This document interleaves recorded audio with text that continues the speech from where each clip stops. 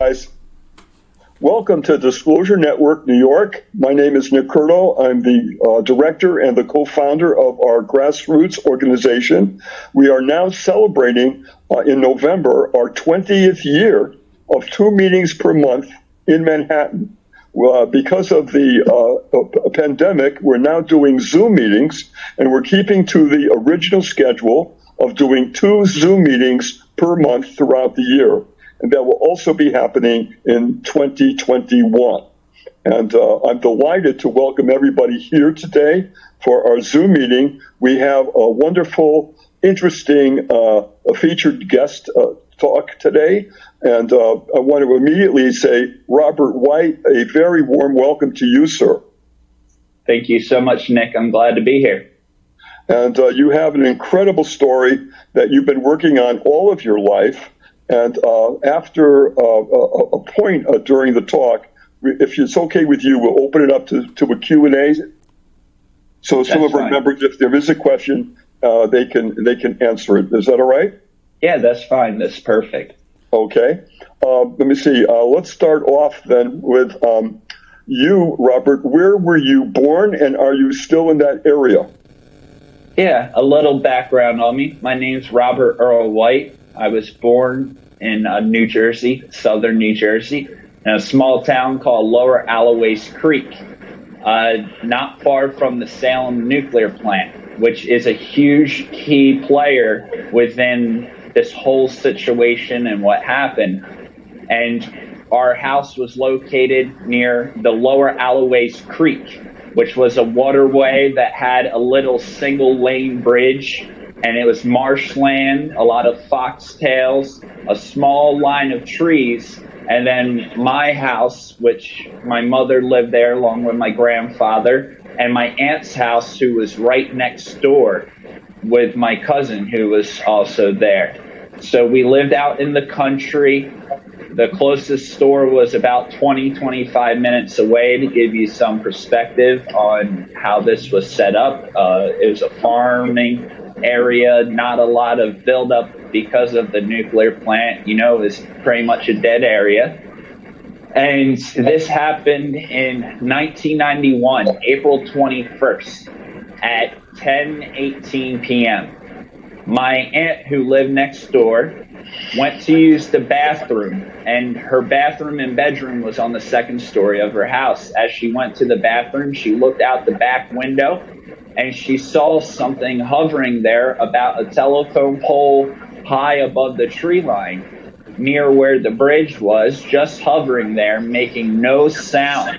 It had blue lights on it and a white bright light in the center coming off of it. And she's staring at it for a little bit. She decides to go back into her bedroom, pick up her telephone, and call my mother, who lived next door.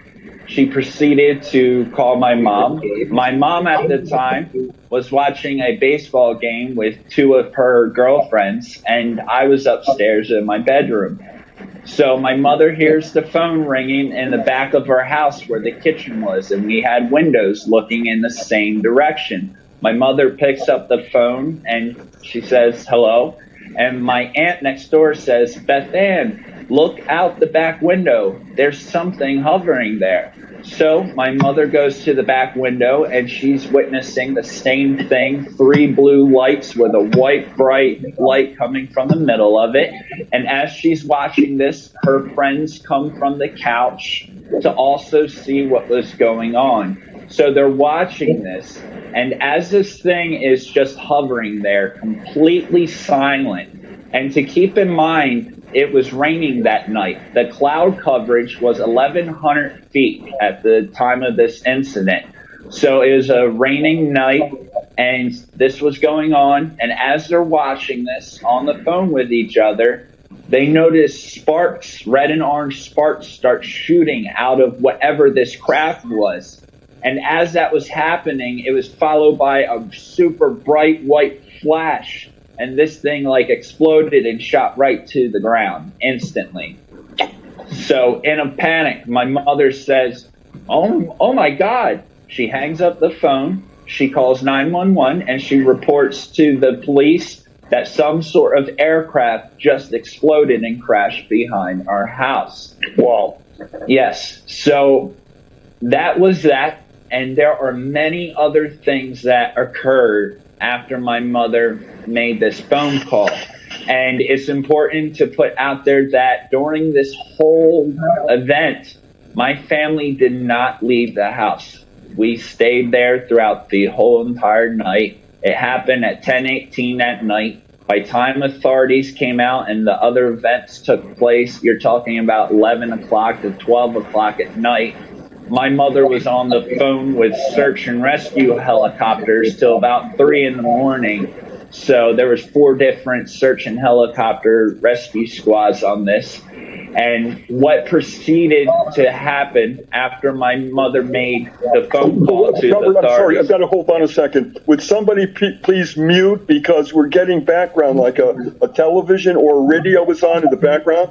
So please, everybody mute except Robert and me for the time being, please. I'm sorry, Robert, to interrupt you. That's all good. And so basically what happened after my mother made this phone call, and this has many layers to it, and it gets pretty intense, and I'm going to try to just tell you the basics of different angles. So from my family's perspective, 10 minutes after my mother made the initial call to police, they came out, they took my mother's statement and my aunt next door. What did you see? Where was it? What happened? Very basic. It was brief, less than 5 minutes or so for my mother, and that they wanted to actually get to the scene to see what was going on and find out more about what happened. After this occurred, they followed up by going to the area as close as they could. And keep in mind, we were at our house, so we didn't know what was shuffling and who was coming and what was going on at the actual crash site. 25 minutes later, 2 black Lincoln Town cars arrived to our house. One gentleman was dressed in Air Force attire, and the other 2 gentlemen that arrived in this separate black Lincoln Town car had black suits and, your black fedora hat, no sunglasses. They looked human. They looked like you and I, not a lot of hair, very clean shaved, taller, etc. And they knocked on the door. My mother let them in, her 2 friends, we were all there, etc. They came in. They had a couple questions. At the time, my mother thought they just wanted to know more about, what they saw and what happened. They sat my mother and her 2 friends down, and they asked them to draw 3 different kinds of aliens. And my mom and her 2 friends, they laughed. They thought they were joking. They didn't understand what was going on. The men asked them, it's okay for you guys to leave. It was about, 11:30. I'm sorry, 10, about 11 o'clock to 11:20, around this time frame. It was getting later. So, after all this happened, the 2 girls, they left, went on their way. My mother stayed there. She began to draw 3 different types of aliens. And then what proceeded was the gentleman that was with the Air Force was trained in hypnosis. They hypnotized my mother. For the first time in my mother's life, she actually recalls something that has been happening to her for a long time. Other than having strange dreams and waking up with strange marks, my mother never thought anything of this up until this moment. It was a very brief hypnosis session. After the hypnosis, the men in black, asked my mother, do you have any questions? And my mother had 3 simple questions. The first question was, are these things dangerous? Men in black replied, if they were dangerous, do you think we would still be here? The second question my mother asked the men in black was, why don't people know about these things? The men in black replied, we're doing everything we can by preconditioning people. Within the next 10 years, you will see signs of this in movies, music, media, books, all of the above. My mom said, okay, thank you. The third question, after my mom realized that, she was being abducted and there was things going on and she physically was not here when this was happening, being a mother, taking care of me, of her child, and my elderly grandfather, she also took care of. She asked the men in black, when these things have me, who is watching, my child and my grandfather? What if something was to happen to them and I'm with them? What would happen? And the men in black replied, they use small grays that stay behind. They're the workers, and they stay behind. And if anything was to happen to you or, your child or your grandfather, they would have you back in a second. The men in black. Robert, I want to stop you right there because you've said a lot of amazing things already. And I want to open this up now to questions from our group. So guys, if you would unmute your microphones, if you would do that, make sure there's no background noise of any kind, television, radio, or people. Just make sure it's very quiet when you unmute. My question is, I'll give a first question, is, Robert, when they came knocking on the door, and you said there were two gentlemen that looked like regular guys, right, in suits, how did they identify themselves? They knocked on the door, and they didn't really identify themselves. They were getting straight to the point of wanting to know what we saw and what happened. And my family, we took it as something crashed, and they want to know what made it crash, and we weren't thinking of, anything like aliens or anything. My family saw something explode, and when something explodes, something's dead. That was my family's, first thought. So when these men came, we also saw the Air Force uniform. That don't, when you see that, there's no introduction necessary. Right, you just assume that they're from, the way they're looking, that they're from that, and there's no question about that. I can understand that. Yeah, it looked like two investigators along with a guy with the Air Force. But then we found out, eventually, oh, wow, that's the men in black. Right. Tom Garber, would you like to ask a question right now? Because Robert has already said some pretty remarkable things. Go ahead, Tom. I think that any questions that I have will probably be answered as he keeps on talking. I mean, the thing that comes to mind for me is that if your mother was abducted in the past, was there something that happened that very night where she was abducted which eventually would be revealed under the hypnosis?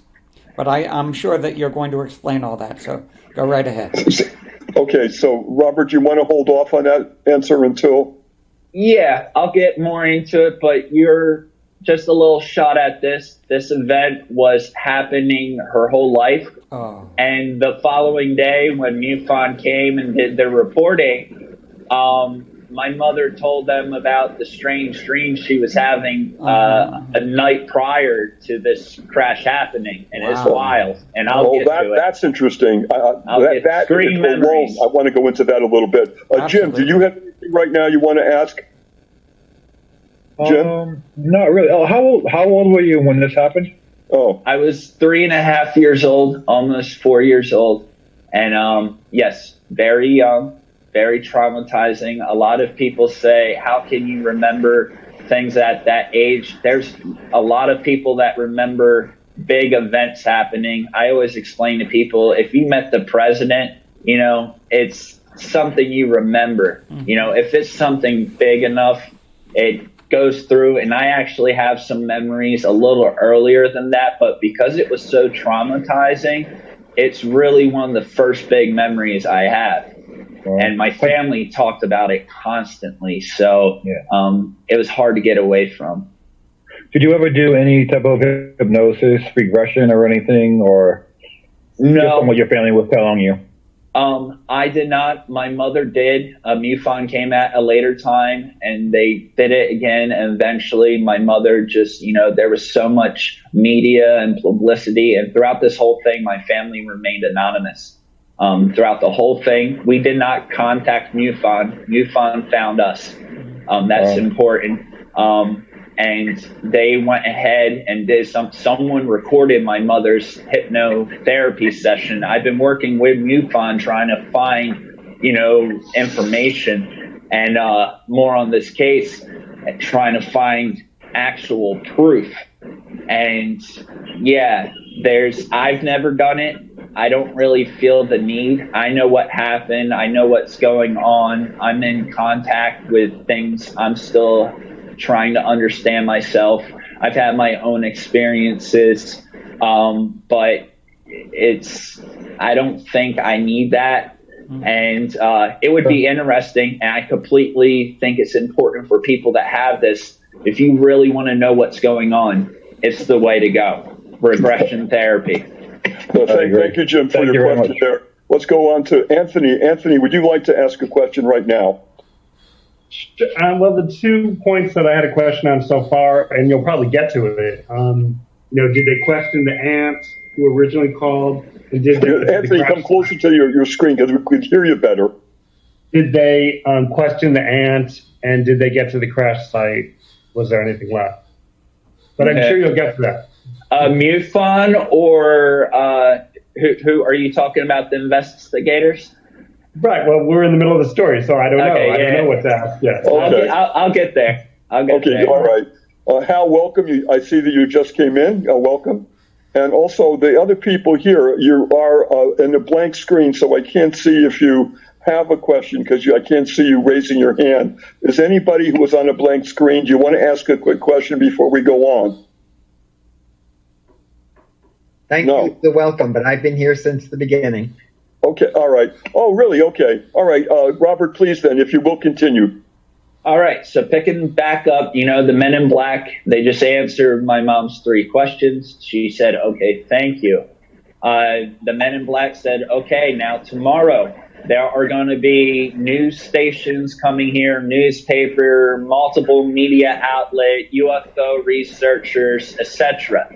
You will say it was a helicopter, or we will take your child away. Oh, my God. And that was it.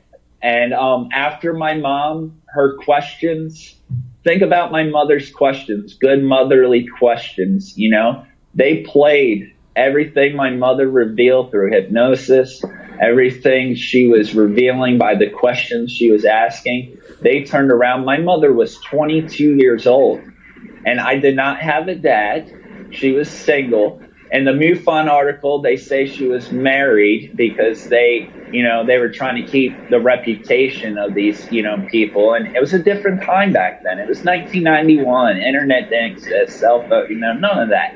And my family, we were a country, so our technology was even older. We didn't have cameras or anything like that. It's not like today. And so they told that. My mom said, I understand. They said, say it was a helicopter. They went on their way. We never saw or heard from them ever again. Now, it's important to say that my family never talked about this publicly for so many years because there was no proof. We couldn't find anything actually validating that. We lost a lot of the pieces of evidence we did have throughout the years. And back in June, I found 2 different articles, 3 pages each, that MUFON actually wrote up. And I found them, they were in Sweden. I found the articles, and my whole life, I never knew the exact date of when this thing happened. My family actually thought it was in spring.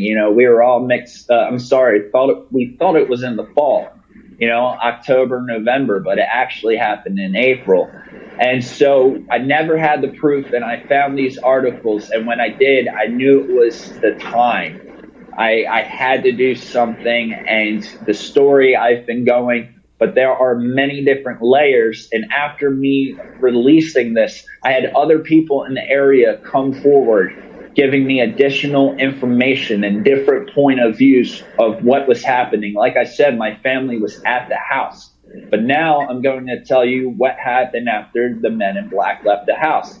Before they left the area, they went around knocking, asking if anyone else saw or had heard anything. If they did not hear or, see anything, they said it's nothing to worry about. If they were alarmed, they said it was a helicopter. That was their go-to. If they didn't see or hear nothing, they would say, okay, thank you, just almost like investigating. After that, when the first responder, the fire trucks, they got there around 35 minutes to 40 minutes. It was, Sunday night. It was late. By the time they got to the firehouse, drove all the way out to the spot, and they're in a fire truck. It's high up off the ground. And as they're approaching the scene on the road, and there's the marsh to the left of them, as they're approaching, they see gouge marks all in the marsh. Like the marsh is all freshly gouged up with huge sink marks in it. And as they're approaching a little further, up kind of near the bridge area, in that area, they see a Coast Guard cutter boat sitting in the lower Alloways Creek. And they see an armed, military Coast Guard guy standing there, and he waves them down, and they stop, and the Coast Guard says the situation is under control. Whoa. And he ordered them to turn back around, which they did, and they went back to their local firehouse, and the firehouse was the local hangout spot. And there was a couple women that were there, and they heard the firefighters saying there was something strange about that, but people never thought much of it, because officially it was the word helicopter, but no helicopter was ever found officially. But after these people at the firehouse heard the firefighters talking about it, they got curious. They got in their cars, two separate people. They went to the scene, and the day of this incident, they closed that bridge, and it's still closed today. It's been closed ever since. Yes. Wow. And the road is blocked off. There's barriers. That's where I shot my documentary that I did and all of this. But so they went as far as they could, and they could see that a tree removal service was called to remove some trees. Also, the other one saw a flatbed with black tarps on the back. Also, the firefighters, when they were approaching the scene and a little off to the distance to the left, they could see some black tarps. But at that point, the black tarps were more in the marsh. So it was a time frame of events. But they had this site cleaned and clear by 12 o'clock. So by around 1 o'clock, when search and rescue helicopters, 4 of them, one including a thermal camera, and this was Delaware, a lot of Delaware. And the Air Force, it was Dover Air Force Base. And the Coast Guard was Gloucester County Coast Guard. And the reason why these players were involved, we were so close to the nuclear plant. They are the ones that patrol anything near a nuclear plant. So an important thing is, my aunt saw this, but there's no telling how long this craft was hovering behind her house before my aunt saw it. This could have already been on radars, because for the Coast Guard to get there before the firefighters, you know what I mean? And for the men in black to get to our house in 25 minutes. Whoa. Yeah, no, that time frame is incredible. I mean, as you're saying this, I'm thinking, wham, wham, wham. This is so fast. This is precision work here. It is. And really, just that alone is staggering. It is precision work. And the crazy thing, within my research, I found an article written by the same youth fraud investigator that did my family's case 5 years prior. Dover Air Force Base picking up blue lights and a report of something crashing or exploding kind of near the nuclear plant. And the fire chief that was involved with this case was talking to Dover Air Force Base and the Gloucester County Coast Guard. So 5 years prior, I have evidence and proof that these 3 main key players that were involved with my case were doing the same kind of thing 5 years prior. Wow. And it's all good work here. Really good work. And written by the same investigator. That's why he was on our case. They got him the first time. This time he was more on it. But these articles, which I have right here just to, show everyone that's out there, it was reported as a helicopter crash and a possible CE4. And so I want to go into the following day what happened, and this is where I'm going to answer a lot of people's questions. Okay. The following day, it was chaos. And keep in mind, my family wanted to remain anonymous. Sure. My mom kept her word. It's national security. My mother said helicopter. The news actually came. They busted in my aunt's job. She was a realtor at Century 21. Middle of the day, the Philadelphia KYW News came in there, busted in, trying to interview her. She said, I'm at work, and she didn't want really anything to do with it. But they went back to the house later on in the day, and they did another thing with my mom. And my mom said, I'm willing to put my life on it that it was a helicopter. That's what my mom said on the news thing. And we used to have the VHS, and we used to watch it growing up, when we would tell certain people. And my mom, the whole time we were watching, I'm lying. See, kids, that's why you don't believe anything you hear on the news. That's what my mom always used to say. And it was crazy. But smart mother, my friend. Yeah, I mean, she was lying on the news. She knows. And so the following day, newspapers came. Newspapers, they remained anonymous. MUFON came. My aunt remembers them going around taking pictures and all of this, which I haven't been able to find these pictures or any information. And I am working with MUFON and really trying to get to the bottom of it. And I've been coming up dry. There was 3 main people that were working on my case. 2 of them are dead, and no one's able to get a hold or in touch of the 3rd guy.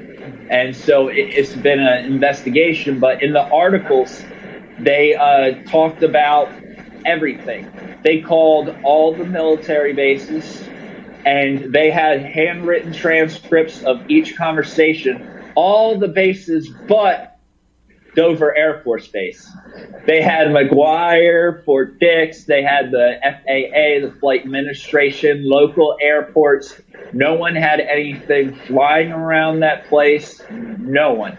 And the only one that's not documented, they said they called, but it's not written down, is Dover Air Force Base, which I find very interesting. They took really, really good reports of the weather, the landscape.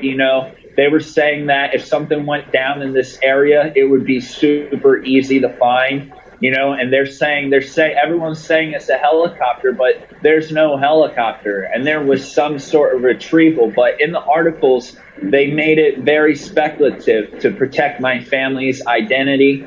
A show like Sightings or Unsolved Mysteries came and actually did something on my mother, but that never aired on TV. There was a lot of layering this out. So the official thing that it was a mysterious helicopter crash, and there's been no record of a helicopter crash whatsoever. It was not a helicopter crash. It was a triangular craft. And on a certain angle, a triangle is elongated. And the 3 blue lights they were seeing were the tips, and this white light from the middle center of it. Keep in mind it was raining, the right circumstance at that height, slightly above tree line, at that angle, at how they were looking. That's what it appeared to be. And Robert, I just want to throw in here, just so you know, that one time, a few years ago, my group one night went to Central Park in hopes of possibly contact or spotting a UFO. That's why we went there. We did an hour of meditation with Stephen Greer's meditation tapes because we thought that would help. And this is a longer story, but the bottom line is we saw a triangular craft. It had a white light on each of the 3 points of the triangle. It's no sound whatsoever. It slowly, and here we are in Central Park in New York City, one of the biggest, with airports and all kinds of radar systems. It flew over. You couldn't see how high it was. There was no way to tell that or how big it was. We couldn't tell that, but we could see that when it went by a star, it would block the star. And it went right over our heads. And Robert, it stops. It literally stops for about 30 seconds, and then it slowly continues on the same path towards the northeast. and disappears. I just wanted to throw that in. I mean, so we get what you're saying. These are amazing happenstance. These happen, and then they can, they try to easily explain it away, but you know what you saw. Oh, yeah. Yeah. And a little off subject, and I'll get back to, what was going on with my mom, but I've done CE5. I've been doing it before it was called CE5. It's been around for a long time. And I've went back to the actual site and done it, and I've caught amazing stuff. I have a YouTube channel. I make a lot of content for the younger generation, trying to get their attention to this topic and kind of prepare people to understand this phenomena in a way that it won't scare them, but they can actually enjoy it. And so it works. But going back to the situation and MUFON coming out, my mother reported to MUFON, and they were asking her, what any strange happenings. And the night before, my mother had a dream, and she said she reported going out to a half-wooded area where she saw these hamster cages and these beings that she described as mongooses walking tall and erect and walking in unison with each other towards her. And it was pretty crazy. And then she talked about having the feeling because she saw 2 snakes in this dream too. And she said she felt she was protecting the snakes from the mongooses. And that in the report, they call that a screen memory. But see, after the hypnosis session, that's what my mom would remember before. After the hypnosis, all that became, clear. And when you look at mongooses and compare them to gray aliens, it's pretty close. And, snakes, reptilian nature, we all have reptilian in us of some sort. So, there's a lot of symbolic things, but through her hypnosis, sessions, that's when she really started remembering. And after this happened, keep in mind, this phenomena remained with her for the rest of her life. And each time it would happen, unlike before with the screen memories, once she break that, she was just remembering as it was. It's like she broke something. And, this went on for a while. And there would be time periods. My mother drank a lot of alcohol. She claimed that it stopped these things from happening because her blood was polluted with poison. And she said, when I drank a lot, I don't have these experiences. Not that she was afraid or anything like that. It's just, it's a lot to bear when you don't have anyone to talk about, and that was hard. Right. When you say experiences, Robert, just if you will, a little more data. Do you have any idea of how many experiences and over what length of time this was all taking place with your mother's life? Okay, it started off as she was a baby. My uncle was just recently telling me and other family members, my mom, and after talking to her, this started when she was a baby.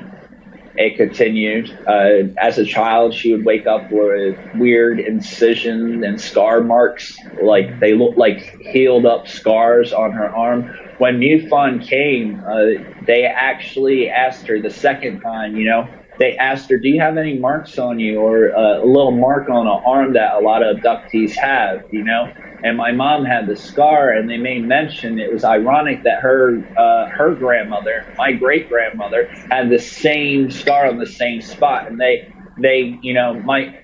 in the report, my mom just thought it was a weird coincidence, which don't exist. And so it was nothing more than that. But my mom, as a child, but my grandmother would think maybe she scratched herself in her sleep, just things like that. But after having this hypnosis, my mother was in contact with a lot. The 3 different kind of extraterrestrials she drew for the Men in Black. One was a gray, one was your Nordic, ones that look just like us, whatever. And the other one was one she called the Blues. She called them the Blues. And she was in contact with a lot of different beings. Those were the main ones and some other ones. And most of the experiences were pleasant. And, some were a little bit more aggressive.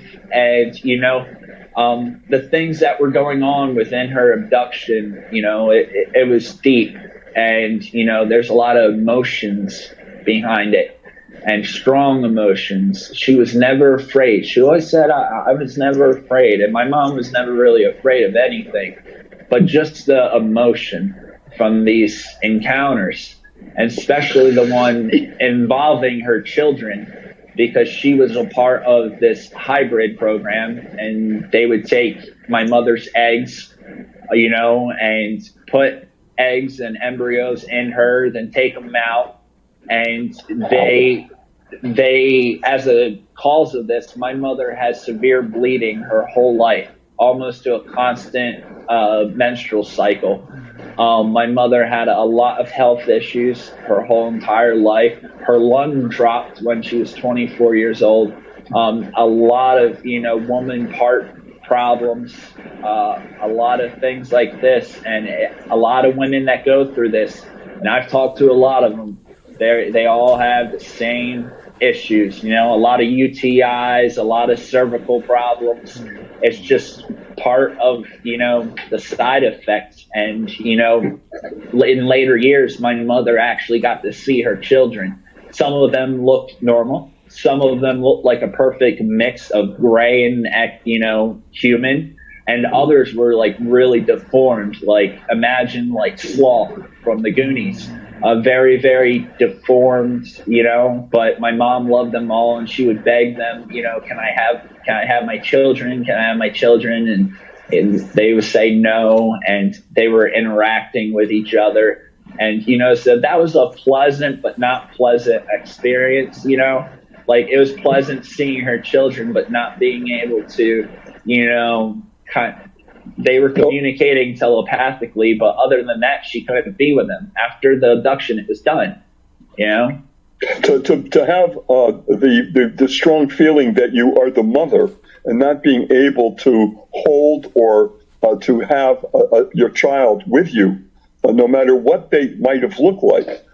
I can't imagine a heavier challenge for anybody, any woman, than to go through something like that. And this happened over a number of years, as you said. Do you have any idea how many children there might have been? Quite a few. I know from the bleeding and everything, my mother wanted to get her tubes tied at a young age in hopes to stop the bleeding and to stop all this from happening. And she still miscarried 5 times. So there's that. There's, five in the toilet. Unfortunately, when I was older, I actually saw one. And it was traumatizing, really bad. My mother was in the bathroom crying. And, that when we talked about it, it seemed like there was 4 to 5 at the time of the one she remembers, the experience she remembers. There was 4 or 5. It varies sometimes, but normally around that number. And, depending on the year, they grow, everything grows, one comes out, boom. I mean, unless they're clones, but see, they're mixed with humans. So, they're not really a clone. They're like half clone, half human. Who knows? So, Robert, you may indeed have some half brothers and sisters. Was it both male and female children? Yes. Do you know? Male and female. My mom really, really remembers like the female because see, my mom, she had me, but my mom never had a girl. So like in her things, she really, really remembers like the eyes on the girl, like the most beautiful. She had my eyes, like that kind of thing. Also, telepathically, when these beings are doing this, it's normally, normally starts with eye. Eyes are a window into the soul and the mind. It's how you do it. So you have, let's say it, you have half brothers and sisters right now. Can you? I mean, that is alone is quite staggering when you think of it. you have half brothers and sisters living right now. God only knows where they are, but they are there, probably there. That's incredible. Let's stop this, if I can, Robert, just pausing, because I think that we might have some questions here, and this would be a good time to take that, okay? Yep, sounds good. Is that good. all right with you? All right. Tom, Yep. Would you like to ask a question at this point? Hold on, let me unmute. You got to unmute. Yeah, Unmute, Tom? Oh, that's funny. Wait a minute. Where are you? Hold on. You got it. Oh, Tom, there it is. unmute. Okay. I was pushing the button and it wasn't showing up. Okay. Oh. I don't know what I should ask next, but the abduction experiences, did your mother ever talk about, being put on an operating table and being examined with unusual medical instruments, anything like that? Yes, absolutely. One of the experiences my mother had, was what they used to take out her eggs. They have a couple different tools. It depends on who it was and who she was in contact with. This was not the agenda with every being she was in contact with, but the ones that really stuck with her, that's what she remembered the most. And along with this, they had tools for extracting and putting things into, along with other, tests, gauges. I don't know how to describe biometrics. You could call them biometrics readers of some sort or another, which would cause little marks and etc. Oh my God. And that was for one species. Other species, is more just kind of standing there and being on a table, but the species explaining everything to her in a calming, loving way, where other ones we're doing what we're doing. There's a lot of different players. Thank you very much.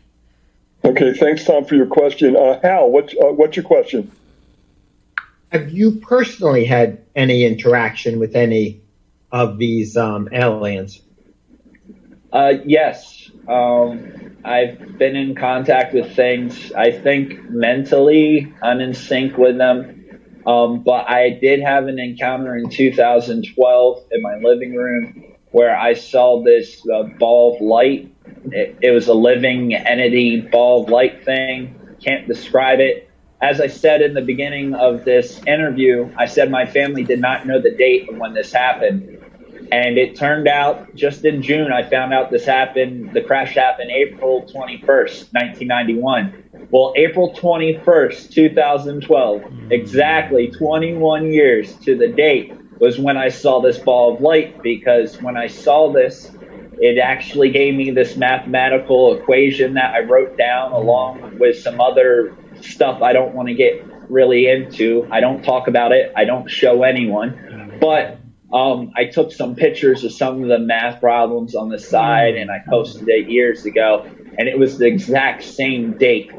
And I believe that this ball of light, that bright flash, that this UFO, my main goal talking to, getting the story out there, it hasn't been to introduce the idea that another type of UFO took out this UFO. This light UFO took out this, triangular craft. I didn't really want to get into that. I'm just trying to go off of the facts of what I have.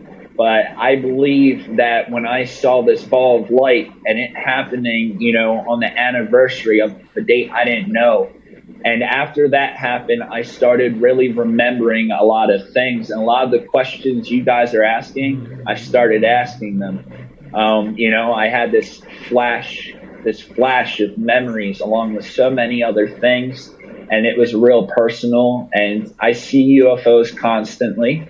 Quite often. I've had a lot of crazy experiences, and I believe I'm in touch with these beings through a meditative way. I beg for them to come hang out all the time, but they know I'm going to record them. So maybe they stick away.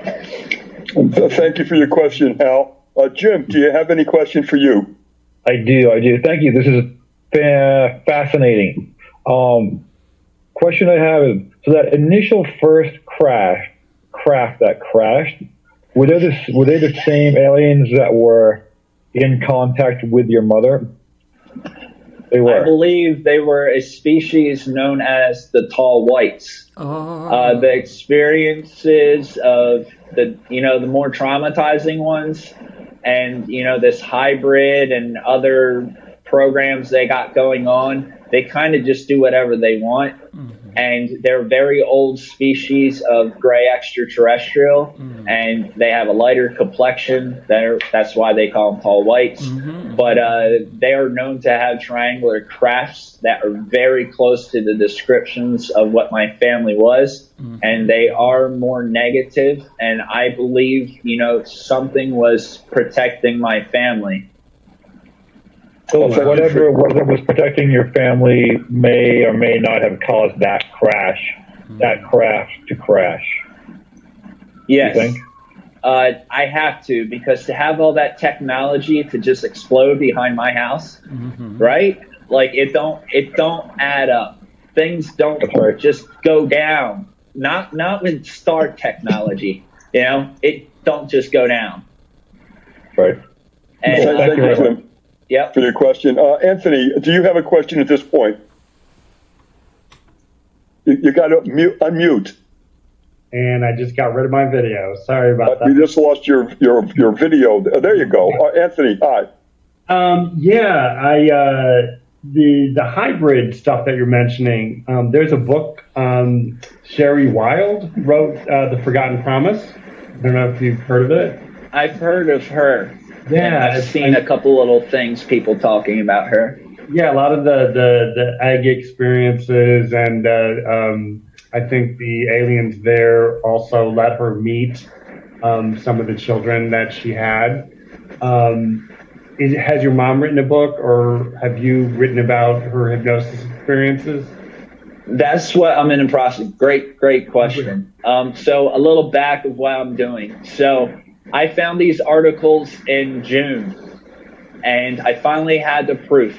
My family was never going to talk about these experiences, because when we did, people thought we were absolutely insane, and they didn't believe it. We didn't have any proof. So when I found this, I said, this is what we need. And unfortunately, March, a couple months before I found these articles, my mother passed away. And 2 months after, my mother passing away, never being able to share her experience, and she passed away from liver and kidney failure from 51 years of drinking, and not having anyone to share her experiences with. She did not want me to grow up as the guy with the crazy alien abduction mom and get ridiculed. And we lived in an area where people don't talk about that. I was a pastor. I went to Bible college. I was a professional rock star sign, toured around the country. I lived in Turkey for 2 years. I taught English. I came back to America about, 6 years ago.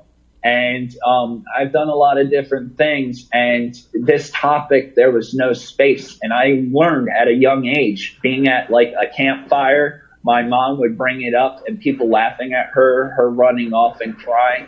I learned if I want to be successful and have friends and have people like me, I need to keep my mouth shut. And and that's what I did, because silence means survival when it comes to this stuff. And, my mom protected me.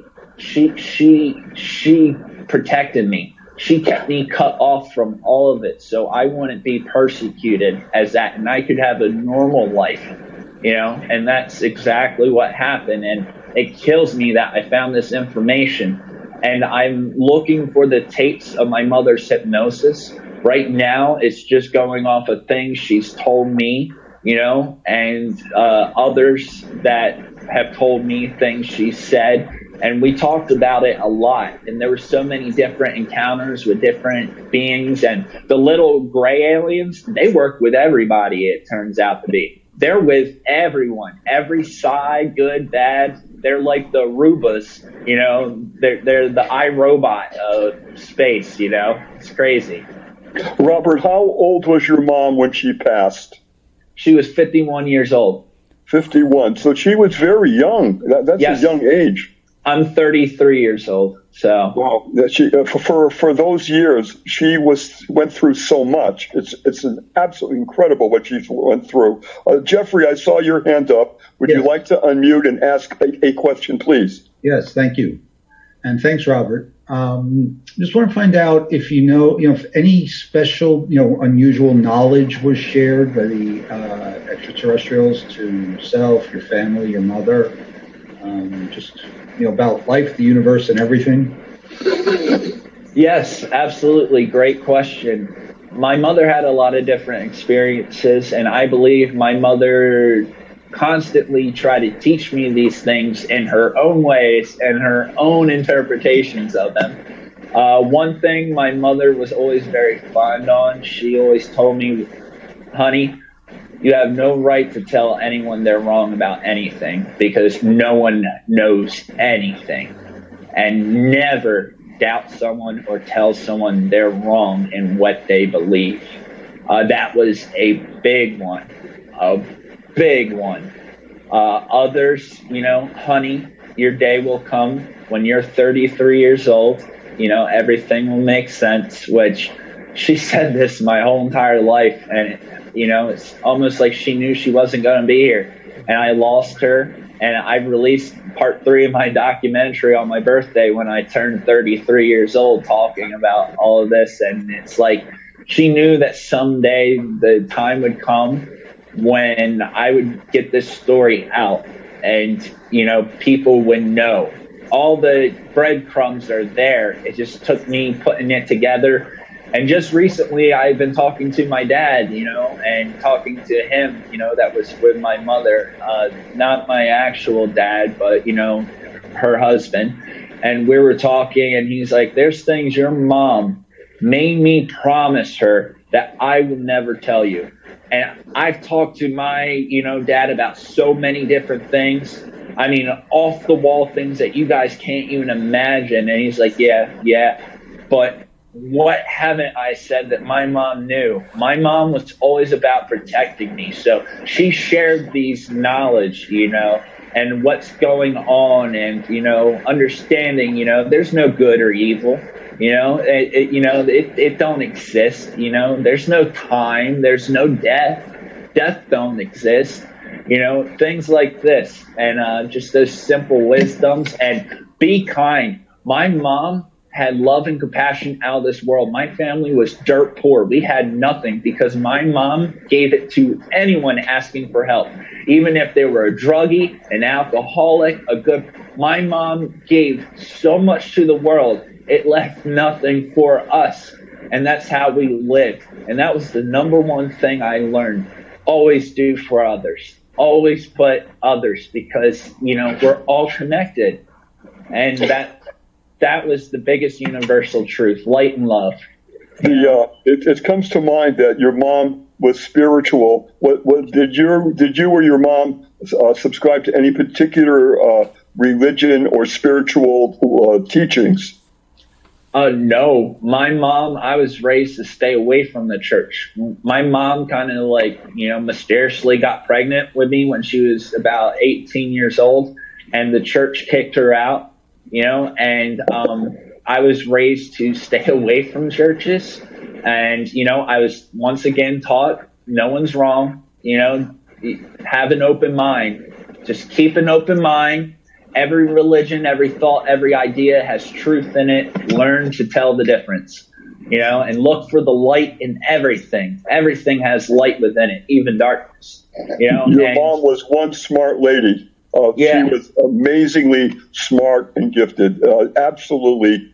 She would be, I'm sure she is, so proud of you for your life's work and what you're doing now. It's an incredible story. Jeffrey, did you have another question? You got to unmute. Yeah. No, just my mouse wasn't hitting it. No, actually, just I'm very, very impressed. Your mom must have been an incredible lady. Yeah. Oh, yeah. Anybody who is blank screen, did you have anything you wanted to ask Robert? If you are, just unmute so I can see who you are. I'm not seeing anybody signaling me. for the blank screens. All right, then we're gonna press on. Robert, what do you want to talk about at this point now? You've covered some of this incredible story. Are there another section now? We've got about a half an hour left.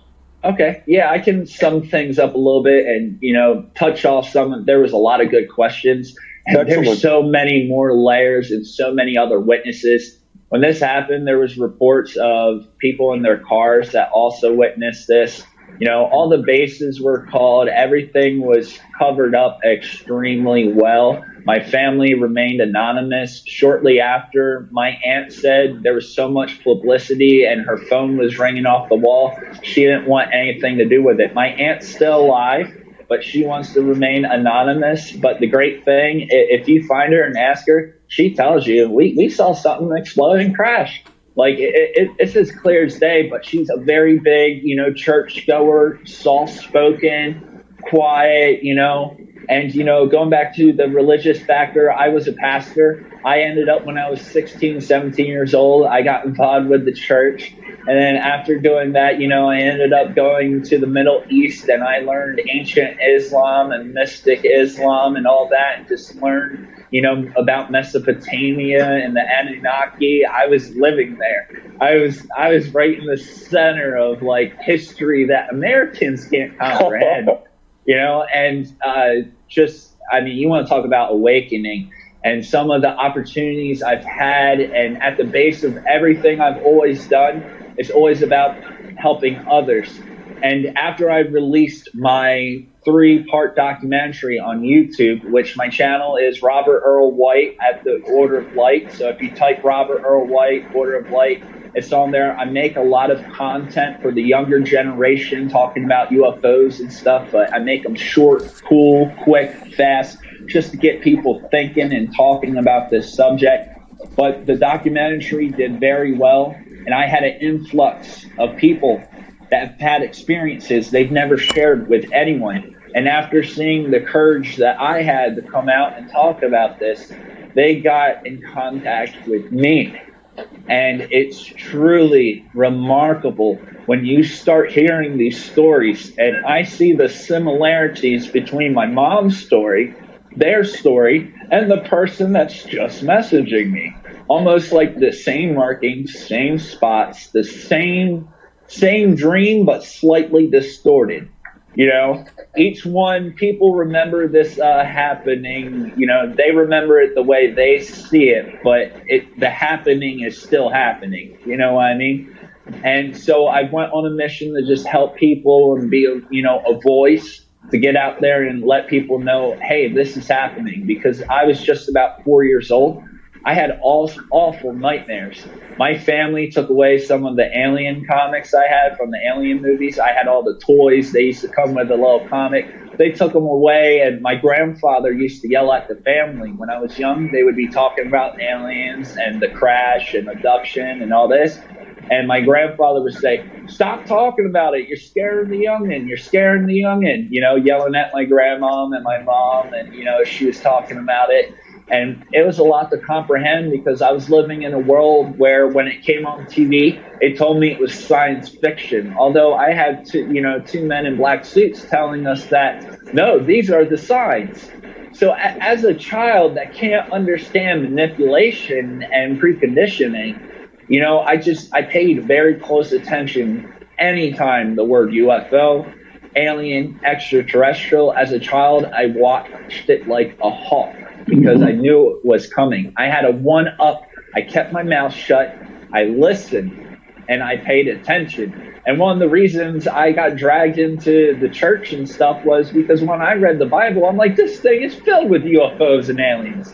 It was like a safe place for me. I'm like, if these people believe this, well then, they should believe me, but I still never talked about it. And now I'm doing this, and, I'm helping a lot of people with my mother's story. And now she's a beacon of light, and she's helping a lot of other people. I started a group called Order of Light on Facebook. And the Order of Light is a safe place where people can come, share their ideas, not just extraterrestrial, new age spirituality, no religion, no politics, we just try to keep it on level, keep it on the square, and just try to connect with one another because we all have a piece. And when we all share our experiences, we will find others. And in numbers, we have strength. And disclosure is now. I'm not waiting for politicians to do it. I'm doing everything I can to make it happen now. That's it. You got it. You got it right, Robert. You got it so right, and it's thrilling to hear you and your commitment. It's really encouraging, very encouraging. I want to right now take a moment, Robert, if you would give our listening audience how they could get in contact with you. You said you are on. Is it YouTube? YouTube. Give them how they can do that, how they can see, or how they can contact you. If you'll do that now. Yep. Basically, Robert Earl White. That will bring me up on just about anything. On Facebook, Robert Earl White, my personal page. The Order of Light is the group I have, Order of Light Groups. You can check that out. Also on YouTube, Robert Earl White, Order of Light is my YouTube page where my documentary's on there, along with my CE5 meditation where I'm meditating and I recorded the UFOs afterwards. Crazy stuff. I have great footage of UFOs, really impressive stuff, so please check that out. For anyone, if you're using TikTok, the younger generation out there, I'm trying to get on all the platforms, Order of Light, Robert Earl White. So that's what I'm doing. I'm trying to get out there. I'm making all these social media websites after 7 years of not using them. And it's a lot of fun. It is. Also, if you will, Robert, when you get a free moment today or tomorrow, if you would email me just what you said just now about all the contact and all the things that they could explore, because what I want to do is resend that. We have, as you know, the Disclosure Network New York News Blast email service. It goes to hundreds of people. And if I put that out there in black and white, it will be another way a lot more people who are not attending our Zoom meeting will be able to go ahead with that and discover you and what's going on. So if you would give me all that data in an email when you can. Yep, I'll send a playlist of the three, so they just click on it and you can see all three parts and go to my page after that if you want. I'll give you all the information. Perfect. And I can just tell the listening audience that I've already seen what Robert is talking about. That you've got to take a look at this. It's a homemade video, which you did with a cell phone, I believe, Robert. Yeah, I'm in the process. I'm waiting for my computer to come. I've done all this on my cell phone. But listen, you did a hell of a job. I mean, you really communicated. You did a good job of storytelling what was going on with the simplest of tools. And I give you a lot of credit for that. Really, it's excellent. And after 30 years, I couldn't wait. I kept my mouth shut for 30 years. As soon as I found evidence and proof, actual files from adults and, retired military, that's what it's about. It's the Roswell case of New Jersey, and that's what I want it to be. My family suffered, and, now I'm trying to, claim it. Is that nuclear plant still operating today? Oh, absolutely. And not too long ago, I had a security guard that I actually did a video that I have on there. And back in 1977, a UFO set off all the radiation alarms. I had him share his encounter on one of my videos. So this nuclear plant has been surrounded by UFO activity for a long time. Wow. So I think it was the trifecta with the nuclear plant, then my family and our background and our DNA and who we are. I come from a lot of insane bloodlines. I'm related to people that I don't even want to name drop. There's no point. And it's all factors. There are so many different factors in this. There's no one reason. It's circumstantial, and that's what's going on. And nuclear energy plays a part in it 110%. For sure. We were talking last night on my podcast, my newscast, and Michael Winks was my guest as a news analyst. And we were talking about this and the fact that when there has been contact, one of the the main point of ETs speaking to us and the President of the United States at one point and so forth was to say, stop your nuclear and your atomic tests of all kinds. Do not go there. Get as far away from that as you can. You are playing with fire. You will kill your planet. And this is the main message that other ETs have had, which we see, I think, as caring, concern, and even a degree of love, saying you can't do this, not only for your own selves and your own planet, but for everything around you, because it affects them as much as it does us. And that's the message that we've been getting. Eisenhower got that message, right? Admiral Byrd. Right? And that was the message that they had. And isn't that interesting that that's what they were pointing to? And each time that they communicated that, our leaders said, no deal. We want your advanced knowledge and technical information, but we can't promise you that we're going to do that. And they did not. And we shot at them and chased some of them, Admiral Byrd, the Antarctica expedition, his personal journal notes are mind-blowing. They were upset about Hiroshima.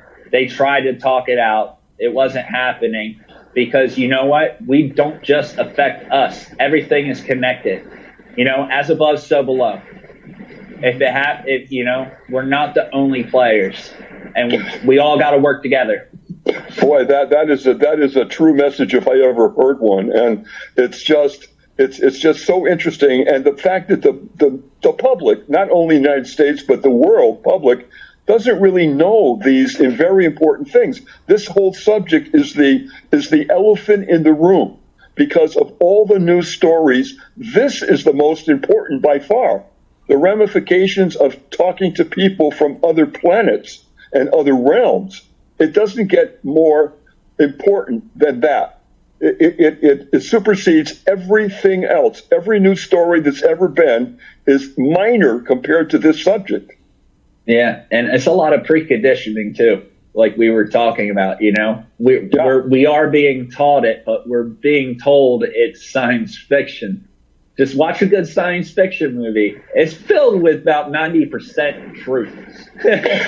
Absolutely true. A lot of the science fiction is basically, as we know, coming from other sources in Washington, like the CIA and other, that are saying, you're going to talk about this thing and you're going to spin it this way. You're going to write it this way. But there are little bits and pieces of truth that are in there. Science fiction with time becomes science fact. Science fiction with time becomes science fact. That's absolutely true. Yep. Yeah. Okay, well, because of the time, I want to ask one final question, if I may, Robert, and that is what you want to leave with our people here today on a Zoom meeting, and what you want to leave with the people that will be listening to this on YouTube and on our website. What are your final thoughts? What would you like to leave at this moment at the end of this program, this podcast? This Zoom meeting, rather. Anyone out there, if you went through something, trust me, I know how hard it can be to hold things in and be afraid to talk about these things because of fear of rejection, ridiculed, and being called crazy. I'm offering out my hand, and I work with many other great people that just want to listen and help you through anything that you're going through. Or if you just say, hey, I have an experience that kind of connects, or I witnessed this, I just want to hear as much as I can, because every person I talk to, I learn one other piece of the puzzle to this. So please contact me, Robert Earl White, Order of Light, on just about every social media you can find. And you can Google it, DuckDuckGo, Bing, all of that, and just reach out, check out the content. Please follow, subscribe, support. I have the world going against me. I'm trying to talk about something that people just aren't quite ready to hear yet. So I'm fighting. I'm not giving up, and I'm just going to keep pushing through. and I'm going to get to the bottom of it. And I even hope to have a metal detecting team come out to the area so we can find some shard of metal or some evidence, concrete proof of this. And that's what we're doing. Keep us close on this, please. And we consider you a very dear friend and colleague. Much love to you, Robert White. You are an amazing guy, and you're going to help light the way. And just thank you so much for all of your effort. This is Nick Curto for Disclosure Network New York. Our website is dnny.info. That's dnny.info. And also, if you want to make a comment or a question out there to me, you can do that. I'm going to give you my email address right now. That's NICKNYNY1. And it's not ONE, it's the number, the numeral 1 at gmail.com. I'm going to repeat that. Nick, NYNY1 at gmail.com. So to out there, to everybody, please connect the dots to find truth. Much love to you all. Until next time, take good care and be kind to everyone. Kind to everybody. Bye-bye. Bye.